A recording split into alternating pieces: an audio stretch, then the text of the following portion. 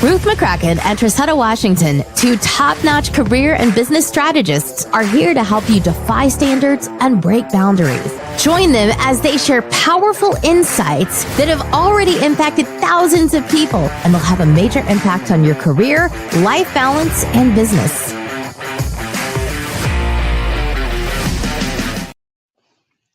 Hello, hello. Great day, great day. Welcome back, everyone. Thank you all for coming on in to Breaking Boundaries. Hey, Trissetta girl, how's it going? Hey, Ruth. Happy Black Friday to you. I don't want to know about Black Friday because I already know you all are probably at your edge of your seats saying a march, get set, go. Y'all probably already bypassed that. Let me know how y'all shopping is going. It's 12 o'clock. So we know they probably already back home shopping if they went out and shopped, right? Because most people now are shopping on. I know I do. I don't go out anymore. I do my shopping at home. Online, right? Yes. That is crazy. Honestly, how it's. I don't really shop. I don't know. Do you shop a lot for Christmas? I've gotten to a place now where I'm all about the experience. Like I do experiences for my loved ones. So I don't have to go out and do all the hullabaloo. The whole what was that? I think I grabbed what I was hearing. Listen, I have shifted a little bit. Let us know in the comments if you all have. I actually shifted a great deal. Because it would come a time, and let me know if you all remember. I know, and we'll get back to tune here. Where I would stay up on Thursday after eating and everything, and it would be in the wee hours. This was many, many, many moons ago. I have stopped doing that. Oh my gosh, since 20. My daughter at the time, my youngest daughter, Bree, had to been like 2 or 3, and she's now 10. And so it's been quite some time. So I find myself saying that even though that may not sound like a long time, but it has. It is a long time. Yes, right? So we got some good stuff. We was unpacking with you all last week on, mastering negotiation and conflict of resolution, of being able to do that with a high confidence. Yeah. It got so good and so intense that we had to go ahead and depart and do a part 2. And so if you're coming in, you may want to go back and hit the replay. I promise you it's going to be worth your time and your while. If you're listening to the audio or any of our streaming platforms, listen, this is going to be something that's going to definitely help transform you, your team. You may even want to share it with your team members, some of your peers, your friends, because it matters to us here on Breaking Boundaries that you get to start mastering some of the items that we're going to share with you all today. But before we do that, if you're probably wondering who are these remarkable beings, definitely take the opportunity to look at our profiles. We are on a mission to help aspire leaders and experienced leaders who are looking to go ahead and just learn how to break some boundaries. Breaking boundaries matter. Creating new rules matter. Yes? Yes. Let us absolutely. know. Absolutely. In career, life, and business, right? Not just, because we're live on LinkedIn doesn't mean that we're strictly career focused. We want you to break boundaries in every single aspect of your life because you are a whole person, right? You're not just a professional. You're not just a career person. So I could agree with you more. I couldn't agree with you more. And that's why it's so important and it's so vital that you all just chime in. Grab your digital devices. If that's how you use your notes taken, if you're old school, you may go ahead and grab your notepad and some pen. Listen, let's get started. Are you ready to get started, Trissetta? Because I'm ready to get started. I stay ready. What they say, stay ready so you don't have to get ready. We ready. Yes and yes. So we started off with building we ended off last time on building the confidence to ask for what you deserve. We touched point just a little bit recap on fear of rejection, how oftentimes some of the challenges on how to be able to convey certain things during intense or sensitive conversations and not maybe having the lack of information to really roll out your communication in a way that is very assertive and you're not finding yourself too aggressive or maybe perhaps not having the right enough substance to convey your message very clear. And then we left off with concerns and perceived aggressiveness, because oftentimes, let us know in the comments that some people maybe at work or even with your partner or with your kids, you find yourself being a little bit too aggressive and you have to kind of rope yourself back and say, hold up, I need to know, would this be the way I want someone to communicate back to me in that tone or in that level of aggressiveness? And so finally, we want to help you with, would it be worth it to you all and worth your time on negotiation power imbalance? Right? And what does that mean? Because the challenges that you and I probably face a lot when we're talking to our clients, when they're finding themselves in a tug of war with life, their career, and even in their business, for those who are doing their side hustle. The challenges is more so power imbalances, such as when negotiating a superior or a frame of way where you're wanting to ask, maybe for example, ask for where you, if you're working for a large enterprise or a corporation, it can make you as the person or as the individual feel that you have less leverage, less influence, you have less ability to even have the audacity to ask for what you truly deserve. Right? You're like, I'm not gonna be able to hurt. I don't even think they even have an inbox where you would put suggestions in the inbox. Do they even use those these days? And think about that being already a challenge if you're already in an enterprise feeling small inside of a big old box. And how to overcome that. Overcoming strategies, basically, how do you identify as to when to leverage these alternative sources of power, and such as expertise, relationships, or alternative options. I want to be able to preface how to seek to create collaborative environments rather than thinking, well, since I'm in this big enterprise, I may not be able to leverage my voice. And how do I maybe find a way to where I can have direct access? I know for me, I've worked in quite a bit of variety of companies from small to large organizations. And oftentimes it could be very well be just reaching out to one person, the power of one more, where you're just maybe reaching out to someone comfortably, that they may have access to multiple people and leaders. And I used to say, I would reach out to my manager at the time. His name was Bear. I say, hey, I don't. Do you know so and so? And when it comes to certain projects, he's like, and they'll let you. They'll kind of give. They'll be the one kind of give you the intro on how to be able to approach that person, or knowing what their pet peeves are ahead of time. So that way you don't feel that your voice is not being leveraged. Start with someone you know first, is what I'm getting at. Start with that in terms of seeking guidance from within your inner circle on who they may know, and then make it to where it's a win-win for both of you all. Yeah. So that would help kind of soften down some of the confrontational or just not being able to get any answers back in return. What else do you think? Because I know for sure for me, when it comes to emphasizing a mutual benefit on both ends, is leveraging your resources, leveraging the people that already have the voice and already have the capacity of influence over you in a larger corporation or in a larger group. Yeah. So as a solopreneur consultant, this is something that I deal with on a consistent basis, right? Because I am me. Like, I don't have a huge team. I am the team, right? And when I'm approaching organizations, larger organizations, sometimes I can feel like the little guy, right? The, odd man out. And one of the ways that I do, one of the ways that I kind of help to even out that imbalance is to highlight some of the benefits of me being a one-person show, because larger organizations who do the same type of work that I do, they have a lot of red tape. You might not be able to have direct access to your consultant, right? So with me, like, I have very low overhead, so I can price out at a lower rate than some of the larger organizations who do strategic planning and productivity consulting, right?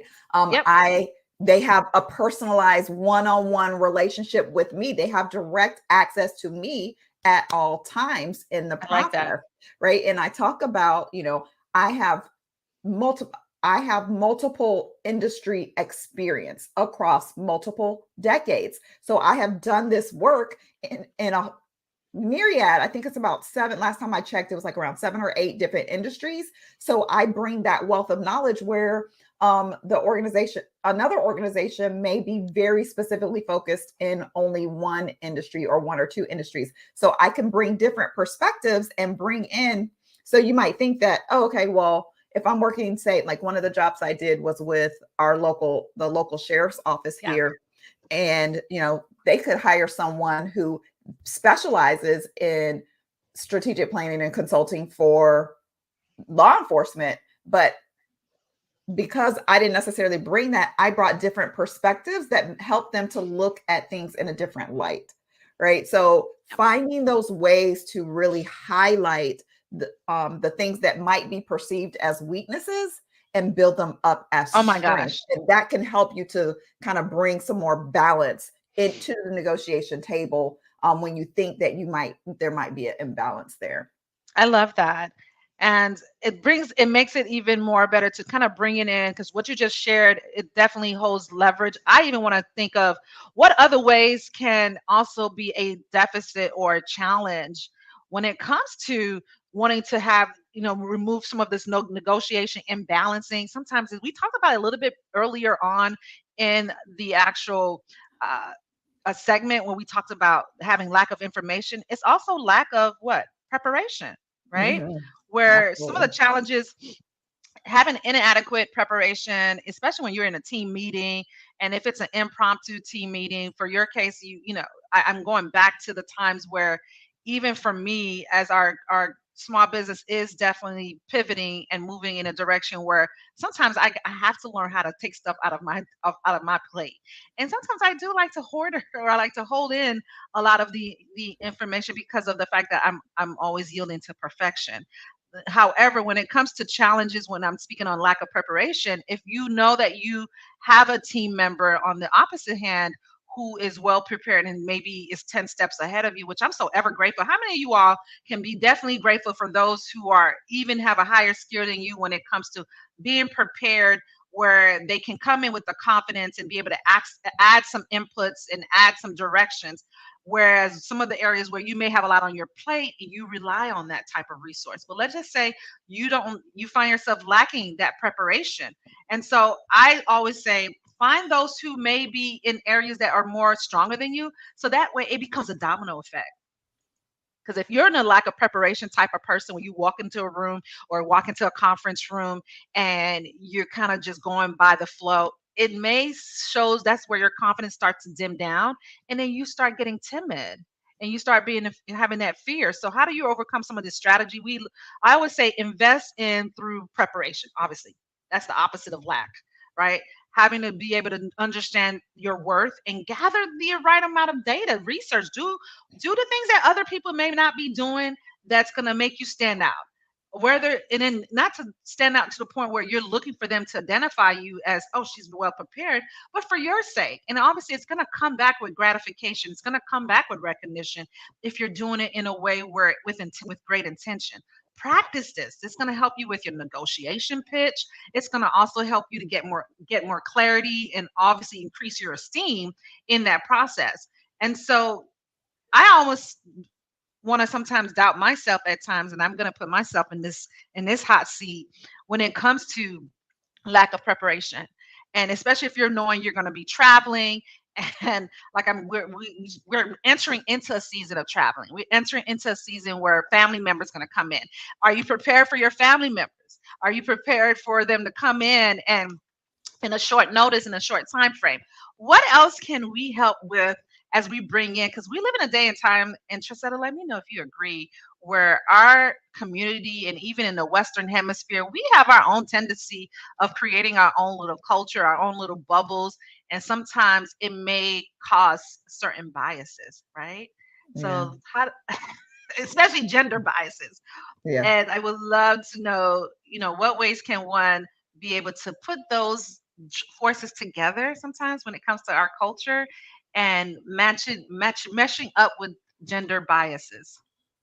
Yeah, that's definitely an area where people find challenges because here in America we have a myriad of cultures, right? And so what Yes. something means in one culture may mean something different in another culture, as well as specifically those gender biases, and that can really impact the way information is perceived, right? And for me, I'm a woman and then a Black woman on top of that, or a multiracial woman.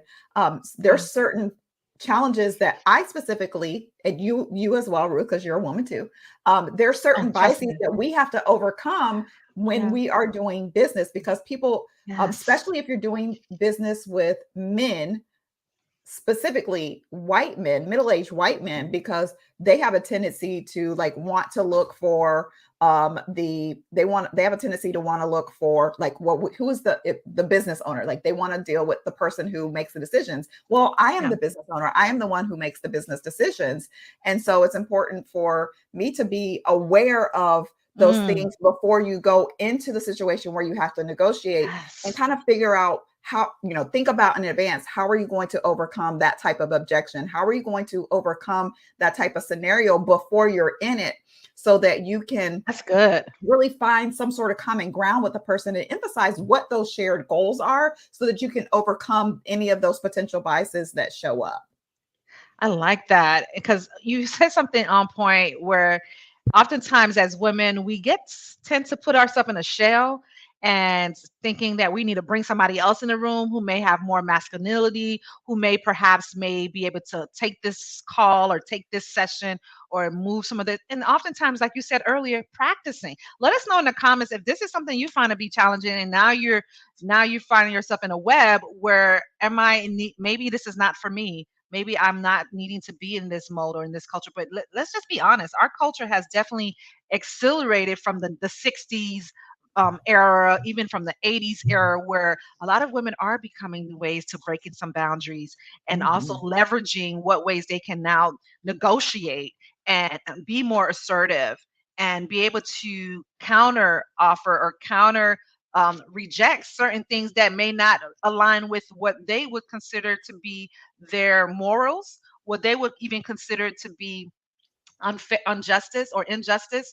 And I love the fact that this is a great way to even entertain. And I want to and also challenge you all, as for those who are listening, how do you want to, what is the great ways for you all to maintain your composure even in difficult conversations, and most important, understanding and managing emotions, Yeah. especially when if you're like me where I have a teenage son and a daughter who is 10 going on 15, and they live in a day and time they're exposed to so much data and so much information. So now you're causing yourself to know, am I able to negotiate through certain levels of emotional intelligence with individuals? Can I articulate their behavior patterns? Can I accurately perceive and understand that their emotions that they're going through is valid? And Mhm. do I need to go ahead and offset with going at 100 with them, or do I just basically get familiarized as to what type of awareness do I need to identify within that conversation? If I'm telling my daughter, hey, if she's asking me to do, hey mom, can we go grab some cupcakes? And I say, oh, that sounds like a really great idea. This is not a good time to do so. Let's go ahead and push it at another time. In their head, no, I want it now. Like, why do I have to push it back another day? And then they may raise their voice, or they may find themselves a little bit intense. And then now you're looking at them, and then do you then need to match where they're at? No, this is where you want to be able to not be so impulsive with reactive, Mhm. right? The goal is to be more proactive versus reactive. Because the question you want to ask yourself is, do you want to alter who you are and truly understand how this conversation can really go? So, conflict resolution, I would definitely mention here is whenever that you sense any kind of conflict or any kind of emotional imbalance where the tone is going way too high and the emotions may be going more on the off the scale from being loving to not even generous but now angry or more aggressive that we've been talking about lately, what do you do to do that? How do you foster understanding? How do you foster doing collaboration? You want to engage and say, look, I get it, I see, identify that they may be feeling uncomfortable. So I get this may be uncomfortable to hear. I get that this is not the answer that you were looking for. Let's go ahead and plan for it. I know it's going to be let's go ahead and do it. Would Saturday be a better day where we not don't have to deal with the Monday through Friday going into school and having to go through traffic? We can actually wake up when we feel like it on a Saturday. And then we can walk together and actually look at the variety of cupcakes that are in the actual bakery section of the store. Wouldn't that be so cool? And then they start imagining. They're like, you know what? On second thought, I think that's a good idea. So you see how the conversation now went a different direction. It now went a different way of softening the blow. So you don't need to necessarily thinking that you got to attack yourself because you now feel attacked. And if you're feeling attacked, you may want to ask yourself, why do you feel attacked? Right? What else? Definitely something that's really going to be important when you're dealing with a lot of emotion in some difficult conversations is effective communication, right? So when it comes to negotiation, when you have a high level of emotional intelligence, that can enhance your communication skills, right? That's going to help you to be able to express yourself much more clearly. It's going to help you to be able to empathize with the perspectives of the other people that you're negotiating with, right? And so this is going to help to facilitate this open and constructive dialogue amongst all of you, which will foster understanding. It will foster a spirit of collaboration so you can get to that win-win that we talked about last week. Now, as it relates to conflict resolution, communicating effectively in conflict resolution is really essential when it comes to expressing your concerns, right? Yes. Not only that, absolutely, but understanding the perspective or the other viewpoint of the parties involved. And so you want to, that's going to help you to find that common ground when you are emotionally intelligent, right? So it's going to help you to convey that message with empathy and clarity, as well as be able to understand the other person. Because, it's very easy to start shutting down, when, just like Ruth was talking about, when your emotions start getting high in a situation, it's very easy to want to just kind of shut down. And I'm going to have my way and take a more defensive stance. But if you can remain open and communicate, say, okay, what I hear you saying is, instead of, being all about you, getting to the root of why the other person's emotions have run high. Exactly. Like, be considerate. I think that's why it's so vital to building trust and rapport right up front, right off the bat. Absolutely. Because that's going to help even understanding more who that person is that you're facing this confrontation with, or you want to confront before you want to confront by developing a genuine relationship. So that way you kind of understand and you've already studied that type of person's behavior, how they communicate, what's their pet peeve. Because you don't want to just open up in a conversation, especially if you're dating, because I know you're dating. I know you got, and when it comes to building trust and rapport, you tend to give that, and that's just my opinion, you tend to give that all the way to that person when you know that they're not, it started off in a clean slate. So why would I hold my trust and building rapport on hostage mode, unless that's something else that we could talk about if you're maybe still dealing or still working in from within. But oftentimes for me, I think giving that person that trust up front gives you permission to let them know that, hey, I'm an open book. I can trust you, and I give you baby steps. Now, the moment you cross certain boundaries, then you've lost that trust, and now you have to help build credibility all over again. So, negotiation, I would say, definitely to trust and be able to build fundamental ways of how to negotiate and how to really understand their emotions and how to be able to build that trust, like I mentioned earlier, especially if you're new to a job. Like with our clients, when I work with my client base, once they leave a company, they've established a really genuine relationship with their peers, their managers, and even in their culture, in their environment, their team. Excuse me, they may feel a little bit intimidating because, like, Ruth, now I got this job offer. I'm really excited about it.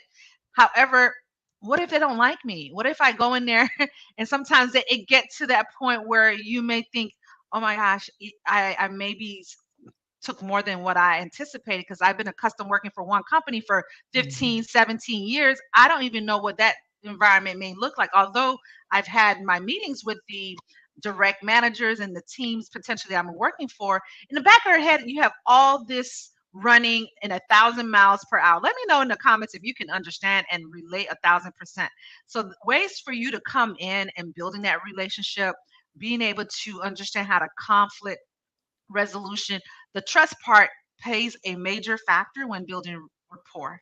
And if you're an introvert, like many of our audience can very well maybe emotionally get to the point where they're not just going to open up right away. They're more of an observer, right? They may be more an observer, and through time, they're going to find themselves coming out their shell and working closely with their team. You want to leverage your collaboration abilities, find out ways so you can, again, evolve in certain situations, adjust. That's the main thing. Whenever you're moving from one environment to the next, learn how to adjust, learn how to understand that change may be an impact to your emotional intelligence, or how to evolve and how to overcome other people personalities when it comes to different management. We talked about that in several episodes earlier. But all in all essence, you want to be able to fully come in and knowing how to lower the bar, and know that with time you don't want to overstep your boundaries, and not understanding the study of different personalities, and having that flexibility to appreciate how to approach certain ways of adapting, and having the flexibility of knowing, hey, listen, I know I may not know how to handle unexpected challenges, but the fact that you've kind of studied yourself long enough, right, Trisetta? Like, how would someone know how to adapt? Or how would someone know how to be able to adjust and have the flexibility of moving from, let's say, moving from one job to the next, or even maybe moving from one location, from a different zip code, and moving to another area, and then finding yourself maybe wanting to get a balance and still be able to sustain that road of adaptability and flexibility.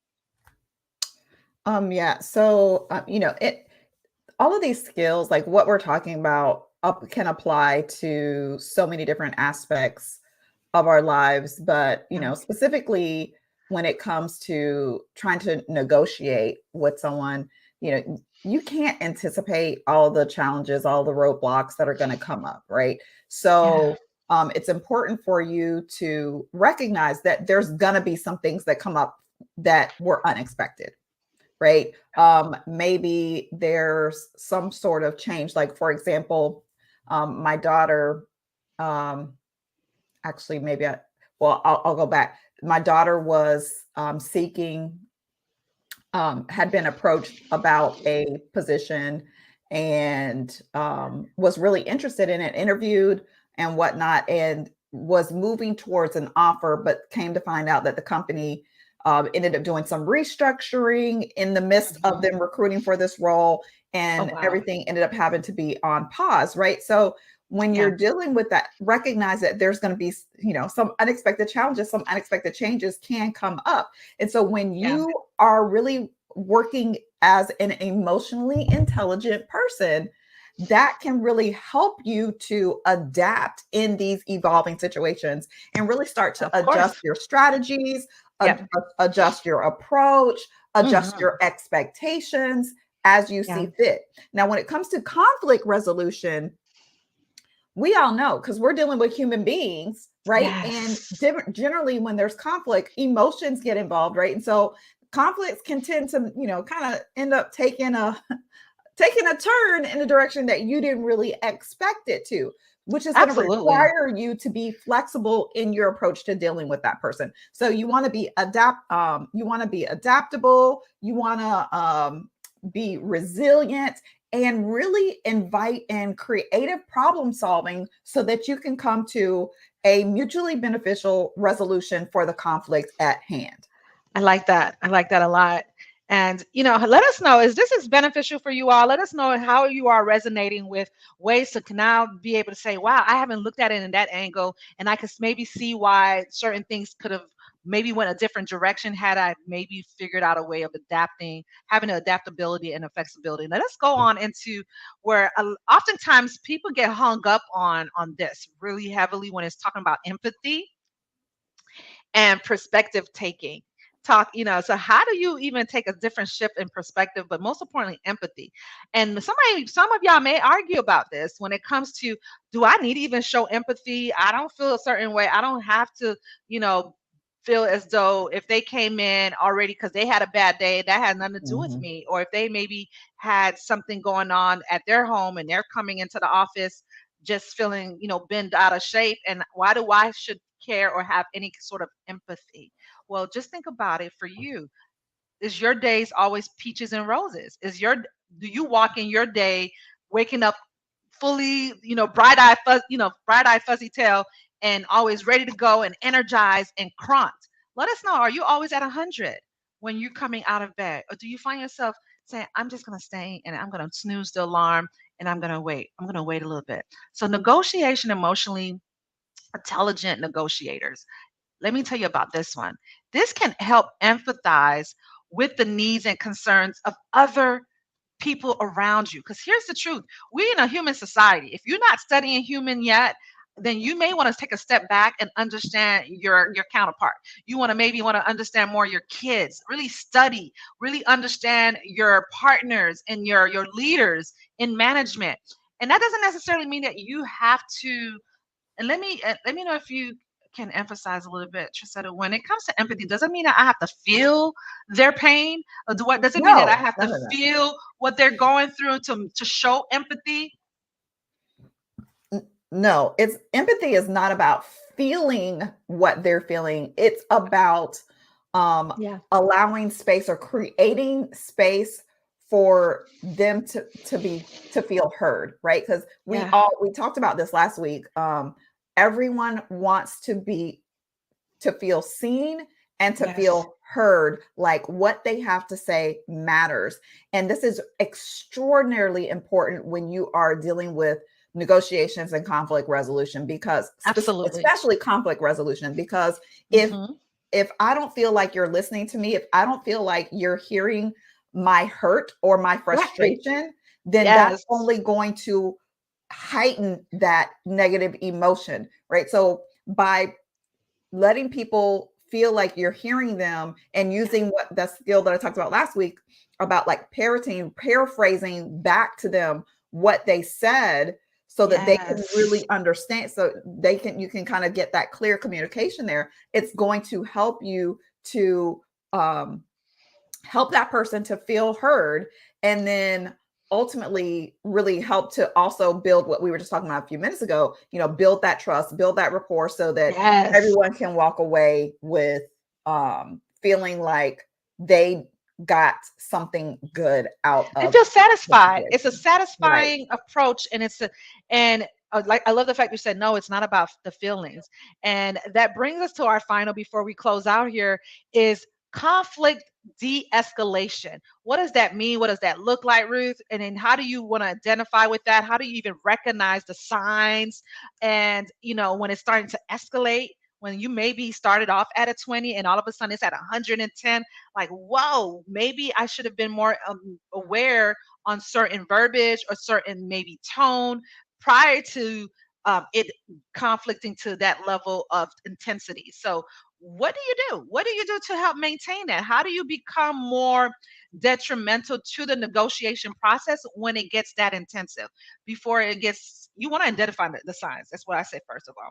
Because if you're talking to someone and maybe look at their body language, if they're maybe now starting to be offense with their hand, their arm starts to fold up, and that's not how it was opened. They opened up with open arms, feeling welcoming and inviting, and all of a sudden their face starts to frown. So study that. You ever saw see your kids? I keep bringing kids because they have a way of exploring their personalities, especially mine, and they have eyebrow lifting. If they know their conversation, if they know that, like, listen, I'm still your mom, and but their personalities, it just brings me joy though that I get to allow them to be in a space of expressing, like how Trisetta was mentioning, give them the opportunity to express it. However, when it comes to conflict, you want to identify and study certain things so that way you can be assertive and help balance before it starts to increase the other way. And how to do that is in resolving conflicts. Let us be honest here, being able to, even though emotional intelligence, this is something that is technically sort of new for a lot of folks in the workplace, and you can even use it at home as well. It's basically just to help you manage de-escalation, help you diffuse certain conversations. And then if you know that you kind of bit more than you can chew, you could have said, you know what, I could have maybe came in a different approach. Look back and reflect. reflect back in that conversation on how you could have maybe addressed that situation a lot more better.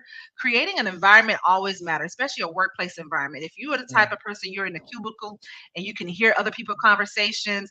I remember a time when I was working, I don't know about you all, if you're still working in an area where you're really close knit with your peers. And sometimes you can hear their conversations heightening up, and they on the phone call with an intensive client or with an eternal customer, and it gets very antsy. Like, okay, and then what do you do? And how do you be able to showcase that? Okay, I identify with it, I understand it. Let me be the better person and be able to, once they get off the phone, you can either say, hey, I did you feel that you did it better? Listen, I remember a time when I had an intensive conversation with one of my clients. Here's what I've been able to share and be able to involve. I thought of you when I kind of overheard some of the conversation that you may have. This is maybe something that can definitely help you 1,000%. Because girl, nobody like to be stepped all over, especially if you're coming, if you wanted to kind of help soften the blows, and the blows just keep coming harder and harder. What else can we do in wrapping this up? And how they can, because I let us know in the comments, because I definitely want to make sure that we're leaving you and with the opportunity to be open and be prepared to start identifying so you can start negotiating better and also be able to increase your confidence in the process. Because let us know in the comments if this has been definitely beneficial for you all. And I know we kind of left off with de-escalation with conflicts. That Okay. sometimes is the kicker, the rubber when it hits the road where, like enough is enough, but you want to be able to identify that, right?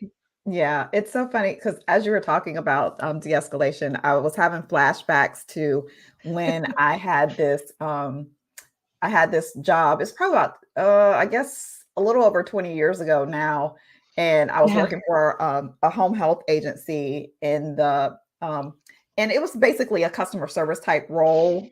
Yeah. It wasn't actual customer service, but it was, kind of in that line. And I was really good at getting disgruntled customers to calm down. So they would send me Mm. whether it was my department or not, they would send me all the angry people phone calls Listen, because because I they had know. a way, because I had a way of getting people to calm down, find out Yeah, what they want, and be able to satisfy them. And so one of the things that I I love did it. was, first of all, I allowed them the space to just Yes. fire off all of Yes. their frustrations. I like that. Right. So I began by letting Absolutely. them just vent and just like be angry. I've been transferred 5 times and da da da da da, whatever the situation was. And so I'd let them get all that out. And then I would say, Yes. okay, I would ask them a question, something along the lines of, what can I do to help resolve this? Or what can I do to make Yeah. you walk away from this conversation happy or satisfied? So I would Yeah. ask some sort of question like that. They would tell me what they wanted, right? So by the time they have finished, they've gotten all their frustrations out. Now Yeah. I'm asking them, how can I resolve this? What would make them happy? And then I would say, okay, if it was something that I couldn't do, I didn't just tell them, no, well, no, I can't do that. I'll say, Right. okay, let me see how I can make this work out for you. Give me, I might have to put them on hold to check on something, or I might say, I'm going to have to call you back. I need to go, check on some things and call you back. May I have your number? Yada, yada, yada.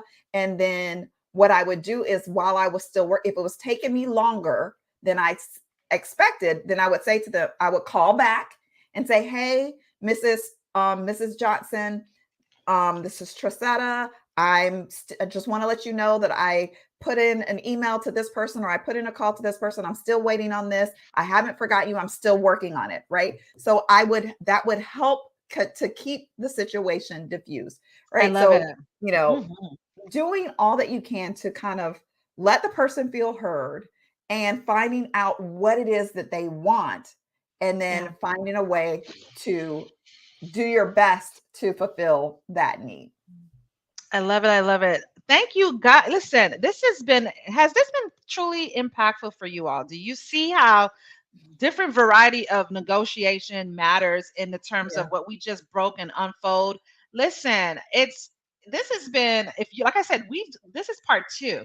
You may even want to kind of just put both of them and binge listen or watch, whatever maybe resonates with you the most.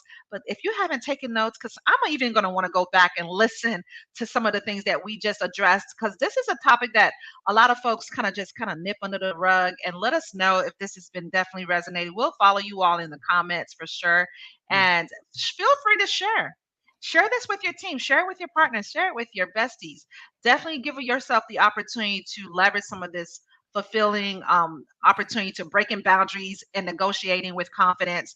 And I'm excited. And let's go ahead and share what we've already kind of tuned in. If you all are just chiming in and you're probably catching the tail end of this, go ahead and hit replay, because we definitely want to make sure that you get the opportunity to reset and restart and commission yourself in negotiating with confidence. That's all I have for you all today. Let us continue on having a merry opportunity. We'll see you all in our next episode. Have an amazing day, everyone. Until we meet again, see you soon. Join and subscribe with career strategist Ruth McCrackin and business strategist Trissetta Washington to the Breaking Boundaries podcast each week. You too can experience the limitless potential of rewriting rules and creating an extraordinary future for yourself.